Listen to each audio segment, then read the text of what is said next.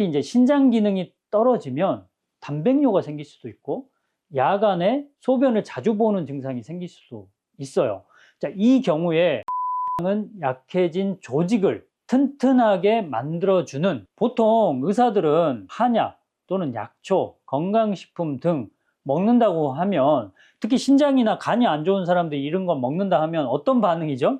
죽으려고 하냐, 절대 먹지 마라, 뭐 이런 반응, 너무 강압적으로 이렇게 먹지 말라 이렇게 하는데, 사실 의사들 입장 제가 이해합니다. 우리 곁에 너무너무 좋은 그런 약인데 이것도 모르고 아무것도 먹지 말라 이렇게 얘기하는 것은 제가 볼 때는 너무 억지스럽지 않나. 약초 방송 시작하겠습니다. 여러분 건강하시죠? 건강하셔야 되고 저희 방송이 여러분의 건강에 도움이 되었으면 하는 바람입니다. 자, 오늘 여러분께 소개할 약초는요, 전문가들이 상당히 많이 사용하는 약초인데 약초의 사용처가 정말 다양합니다. 한 곳에 딱 집중해서 사용하지 않습니다. 근데 오늘 여러분께 특별히 신장에 좋은 효과가 있다라는 것을 여러분께 알려드리고자 합니다. 특별히 밤에 소변 자주 보는 분들 있죠? 많습니다. 그리고 소변에서 단백뇨가 나온다 라고 하는 분들도 생각보다 많습니다.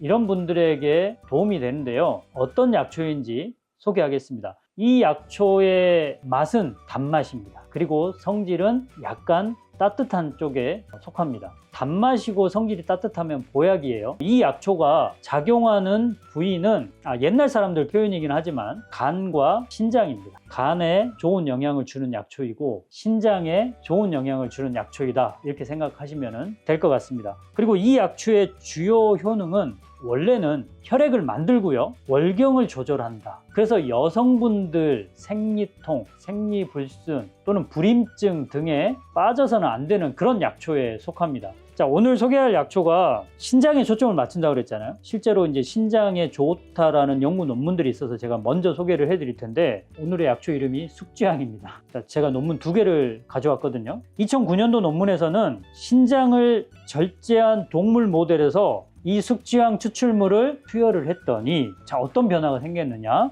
신장 기능이 회복되었다라는 내용입니다. 그러니까 신장 절제를 하나만 했거나 했을 때 신장 기능이 떨어질 수 있잖아요. 그런 동물 모델에게 이 숙지향이라는 약초 추출물을 투여했더니 신장 기능이 좋아졌다. 특히 단백뇨 개선 효과가 나타나는 것으로 나왔다. 자, 두 번째 논문은 2005년도 논문인데요. 이 논문에서는 신허혈, 이 신허혈이란 말이 신장으로 가는 혈액량을 부족하게 만들어 버린다라는 뜻입니다.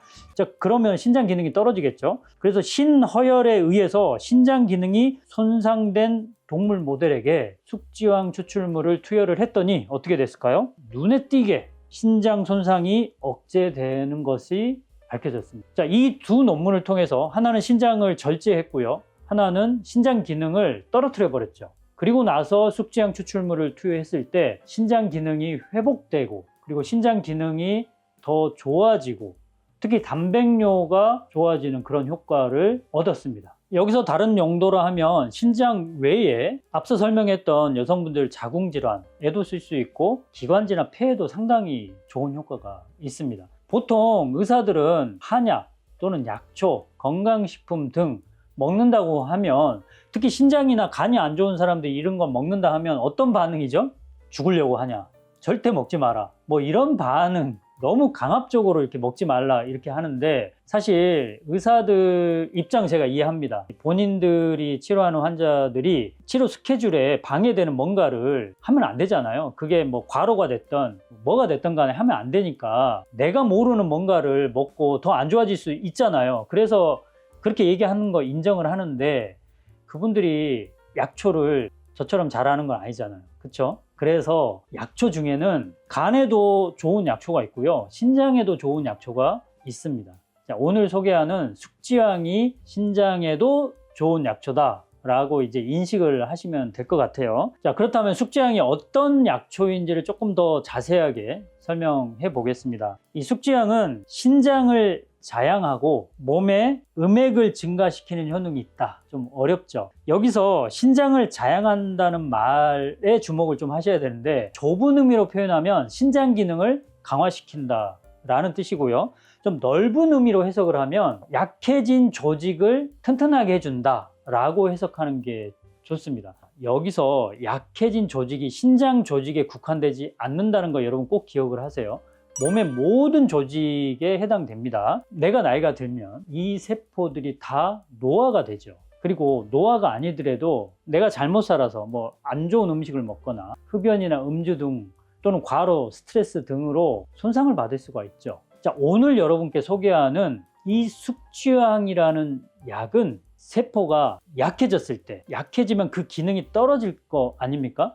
특히 이제 신장 기능이 떨어지면 단백뇨가 생길 수도 있고 야간에 소변을 자주 보는 증상이 생길 수도 있어요. 자, 이 경우에 숙취향은 약해진 조직을 튼튼하게 만들어주는, 이것을 옛날 사람들은 신장을 자양한다라고 표현을 했고, 몸 전체로 본다면 음액을 보충해 준다라고 표현을 했다는 거죠. 좀 쉽게 표현하면 내가 나이가 들어서 또는 과로를 해서 스트레스를 받아서 또는 어떤 특정 질병에 걸려서 세포가 약해졌어요.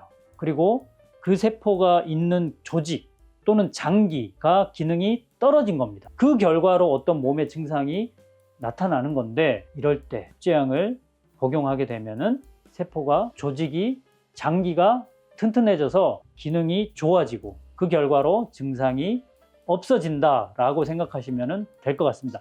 이게 보약이라는 뜻이죠. 자, 그래서 여러분 숙취향은 우리 곁에 너무너무 좋은 그런 약인데 이것도 모르고 아무것도 먹지 말라 이렇게 얘기하는 것은 제가 볼 때는 너무 억지스럽지 않나 라는 생각이 듭니다. 그렇다면 이제 숙취향을 어떻게 섭취할까라는 질문이 나올 텐데요. 전문가들 입장에서는 숙취향을 단독으로 사용하는 경우는 많지 않습니다. 몇 가지 약초라도 함께 복용을 하는 것을 이제 추천을 하는데요. 여러분께 가장 추천하고 싶은 약초는 뭐냐면, 단백뇨가 있을 때, 이 신장 기능에 문제가 있을 때 추천하는 약초, 이것을 먼저 소개하면 숙취향 20g, 그리고 산약 20g. 여기서 말하는 산약은 여러분 잘 아시는 마라고 생각하시면 돼요. 그리고 계피 5g, 숙취향 20g, 산약 20g, 계피 5g에 물을 1리터, 이제 많게는 1.5리터 넣으셔도 됩니다. 넣고 달여서, 이 달이는 시간도 항상 궁금해 하시던데 1시간 이상, 2시간 정도 충분하게 달이시면 됩니다. 이렇게 달이셔서 물이 500cc 이상 나올 거 아닙니까? 그러면은 그 물을 하루에 적당한 양으로 나눠서 3번 나눠서 드셔도 되고 2번 나눠서 드셔도 됩니다. 이렇게 드시면은 신장 기능을 강화하는 데 도움이 됩니다. 기억하시고요. 제가 초간단 처방을 알려드렸는데 다른 용도로도 쓴다고 그랬죠. 예를 들면 여성분들 생리통, 생리불순 또는 불임증 같은 데 쓸 때는 아주 유명한 처방이 있죠. 제가 몇 번 언급을 했는데 사물탕이라는 처방이 있습니다. 숙지황, 당귀, 청궁, 작약, 이 4가지로 이루어져 있는 처방인데 이 처방은 여성분들, 남성에게도 좋습니다. 너무나 좋습니다. 나이가 드신 분들은 특히나 더 좋습니다. 여러분이 잘 아시는 식전대보탕에 사물탕이 고스란히 들어가 있다는 것 아시는지 모르겠어요. 들어가 있습니다. 부작용 질문이 나올 것 같아요.